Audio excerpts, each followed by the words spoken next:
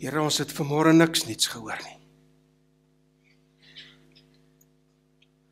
Ons onderbewuste en selfs ons bewustelike sê vir ons, uit my eie het ek regtig nog nooit iets goeds tot stand gebring nie.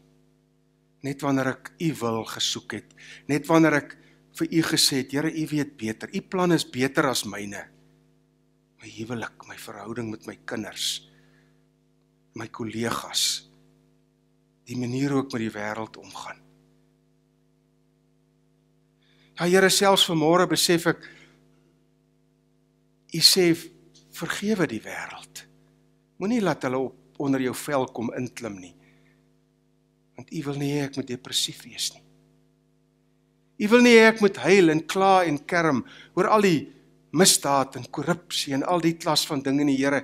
En mag ons dit nooit as goed sien of dit aanvaar nie, maar help ons, Here, om so daarmee om te gaan met ons omgewing, in ons wêreld, in ons land, in ons bure, in die honde wat blaf, en die motorfietsse wat so raas in die nag.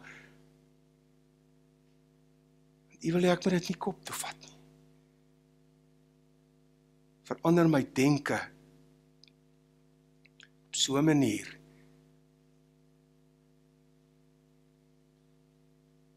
ja, Here, maak my lewe ook in die middel van die nag wanneer dit sleg is 'n stuk Getsemane waar ek sê, Here, kan dit nie verander nie, maar dankie dat die engele my die krag sal gee om die pad te loop wat u vir my wil sê. En dan maar rustig in die slaap te raak en rustig verder te lewe en die beste van hierdie slegte lewe te maak.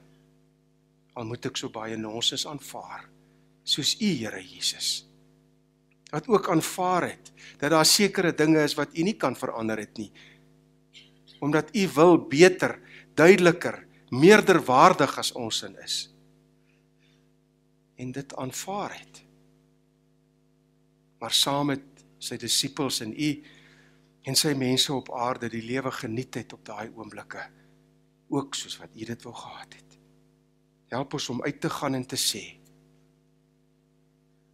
u kyk na ons, en as ons met ons hele hart op u vertrou,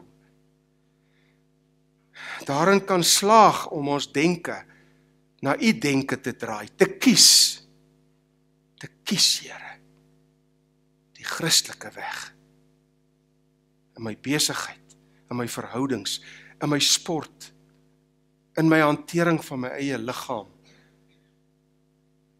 in my kerkwees, in my menswees.